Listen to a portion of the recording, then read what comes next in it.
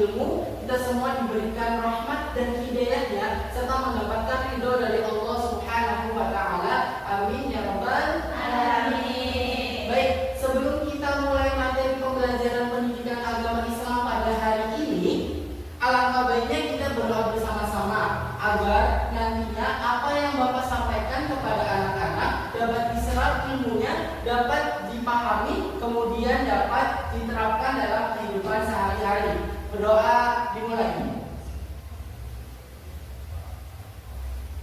Selesai.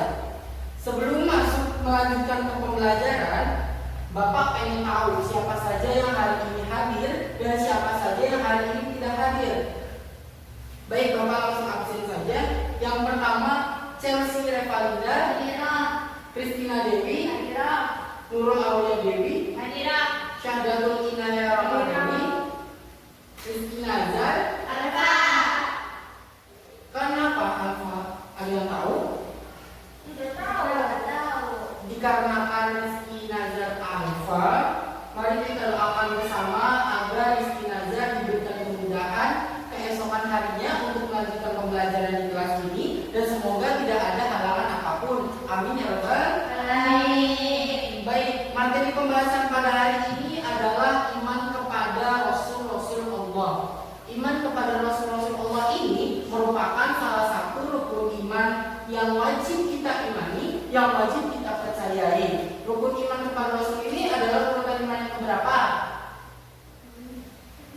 Ayo mari kita hitung bersama-sama ya. Rukun iman adalah yang pertama iman kepada Allah, yang kedua iman kepada malaikat, yang ketiga iman kepada kitab Allah, yang keempat iman kepada Rasul-Rasul Allah, yang kelima iman kepada hari akhir, yang keenam iman kepada qada dan qadar. Berarti iman kepada Rasul-Rasul Allah itu termasuk rukun iman yang berurutan keempat.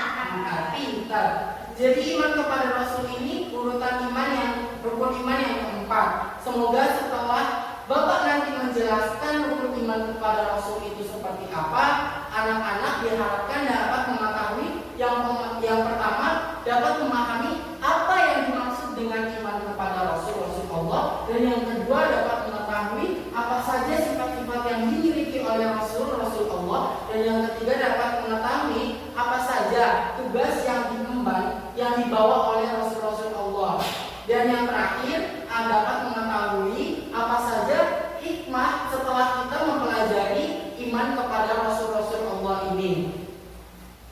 Yang kemudian ketika kita sudah mengetahui apa materinya, apa isinya, dapat nanti diterapkan, dapat dipahami, kemudian diamalkan dalam kehidupan sehari-hari. Baik, menginjak poin yang pertama, yakni mengenai pengertian iman kepada Rasul-Rasul Allah, mari kita membukanya dengan membaca basmalah bersama-sama. Bismillahirrahmanirrahim. Iman kepada Rasul-Rasul Allah berarti percaya bahwasanya Rasul-Rasul Allah itu sesungguhnya ada. Sesungguhnya Rasul-Rasul Allah itu diutus langsung oleh Allah Subhanahu wa Ta'ala untuk menuntun kita semuanya selaku umatnya hingga akhir zaman nanti untuk bahagia di dunia dan di akhirat dengan menuntun kita kepada jalan yang lurus. Pasti seringkali dari teman-teman yang ada di sini, dari anak-anak sekalian beranggapan bahwasanya Nabi dan Rasul itu sama, tapi sebenarnya berbeda. Di sini ada yang tahu apa perbedaan Nabi dan Rasul itu? Angkat tangan. Baik, Chelsea Revalinda, silakan. Nabi merupakan manusia pilihan yang diberi wahyu oleh Allah Subhanahu wa Ta'ala, sedangkan Rasul adalah manusia pilihan Allah Subhanahu wa Ta'ala yang diangkat menjadi utusan untuk menyampaikan firman-Nya. Bagus sekali, boleh tepuk tangan dulu. Dan kita nanti ada relaksasinya ya, jangan tegang materi dulu, betul?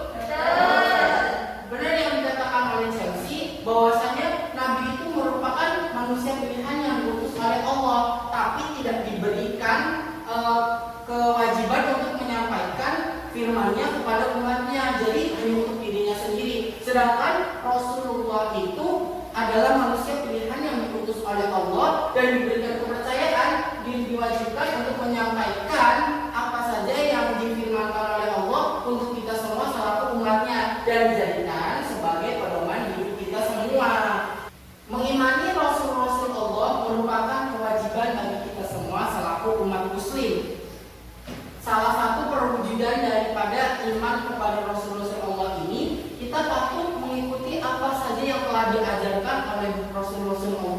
mengimaninya, mempercayainya, kemudian menerapkannya dalam kehidupan sehari-hari.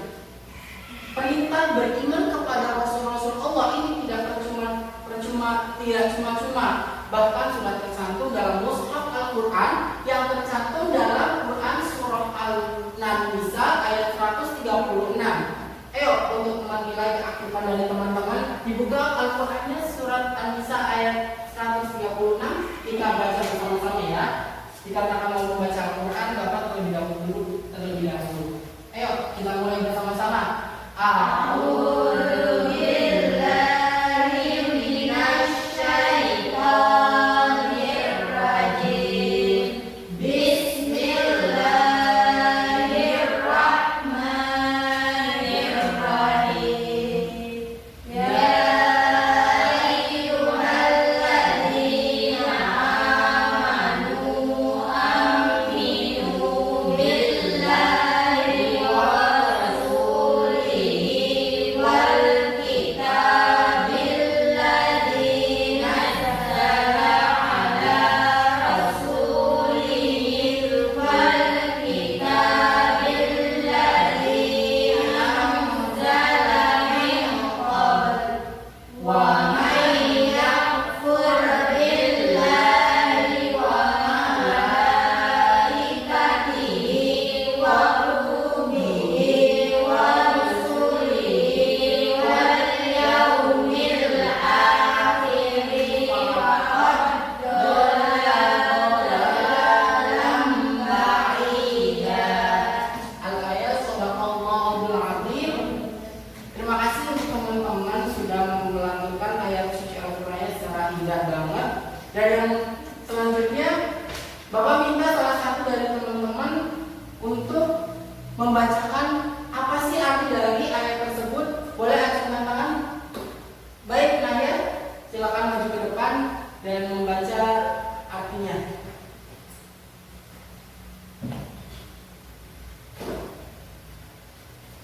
Artinya, wahai orang-orang yang beriman, tetaplah beriman kepada Allah dan Rasul-Nya Muhammad dan kepada kitab Al-Quran yang diturunkan kepada Rasul-Nya serta kitab yang diturunkan sebelumnya.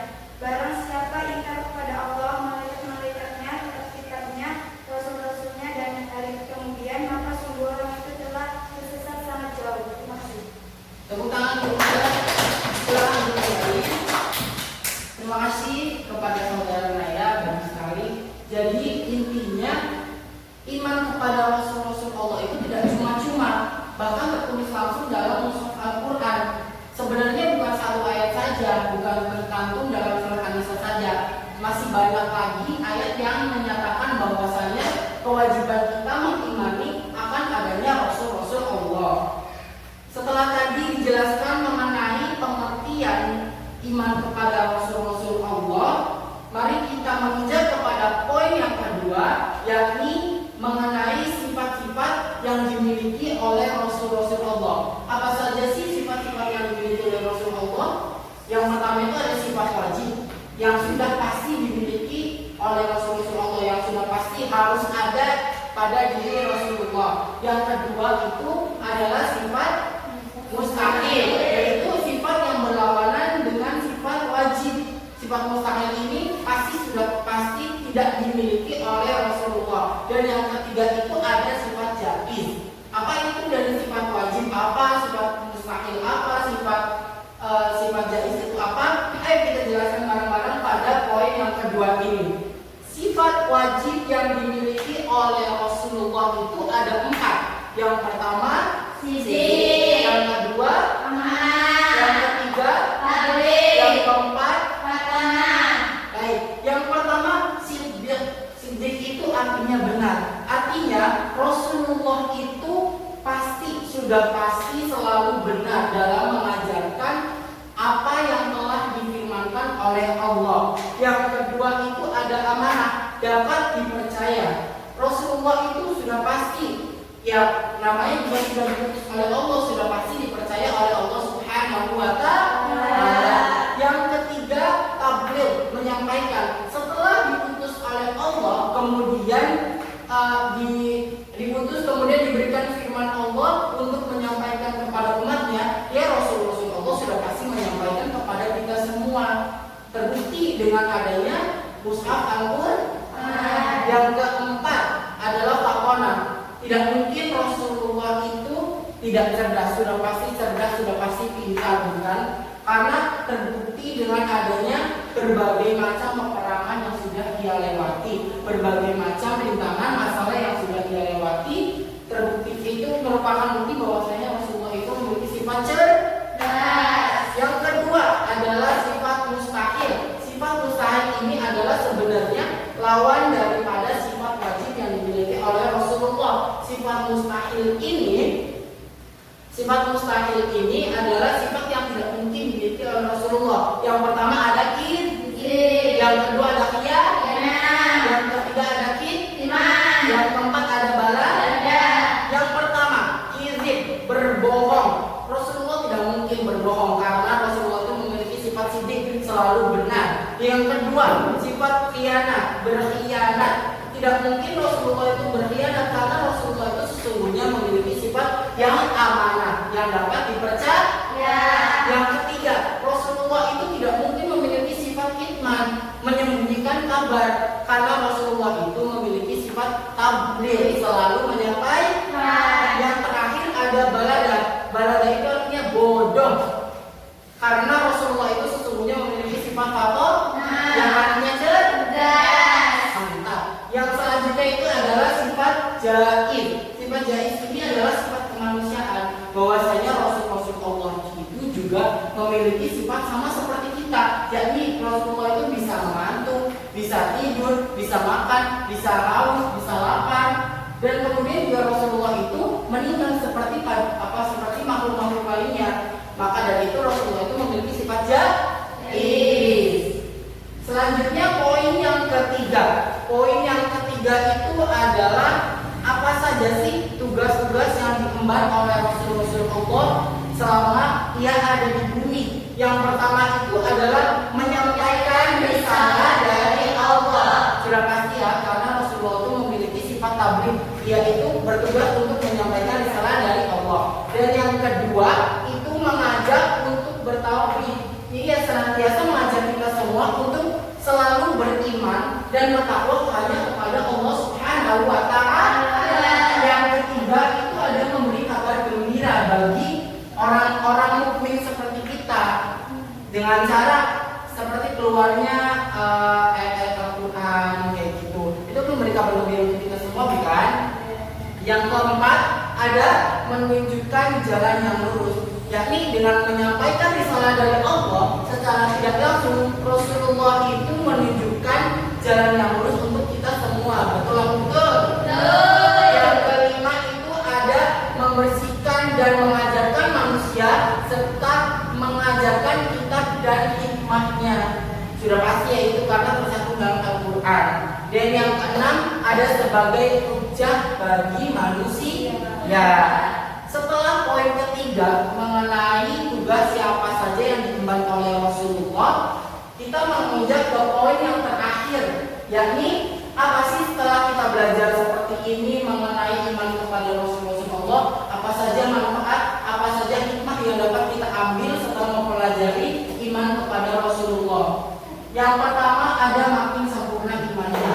Secara tidak langsung, setelah kita belajar iman kepada Rasulullah, kita semua pasti makin yakin bahwasanya Rasulullah itu ada dan Rasulullah itu sudah diutus oleh Allah Subhanahu wa Ta'ala untuk membimbing kita ke jalan yang lurus. Yang kedua ada terdorong untuk melakukan perilaku sosial yang baik. Setelah mendengar kisah dari para Rasulullah mengenai kebaikan beliau kepada sesamanya, kepada umatnya, kita pasti terdorong untuk melakukan hal-hal yang baik. Seperti salah satu contohnya adalah kisah Rasulullah yang selalu menyuapi orang buta, padahal orang buta tersebut selalu mengejek, selalu menghina beliau. Berarti alangkah baiknya beliau, bukan? Itu merupakan perilaku sosial yang baik yang wajib kita tiru. Yang ketiga ada mencintai para rasul dan mengikuti serta mengamalkan ajarannya. Setelah kita belajar hal demikian pada hari ini, kita mungkin bakalan lebih cinta lagi sama Rasul-Rasul Allah, bahwasanya mereka sudah berjasa, mereka sudah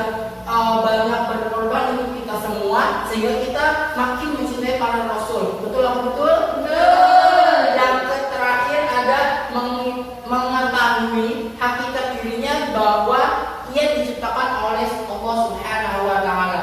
Yang terakhir ini mengetahui bahwa dengan adanya Rasul-Rasul Allah, kita semua tahu bahwa kita itu sebenarnya ya sudah pasti diciptakan oleh Allah dan akan kembali kepada Allah Subhanahu wa taala.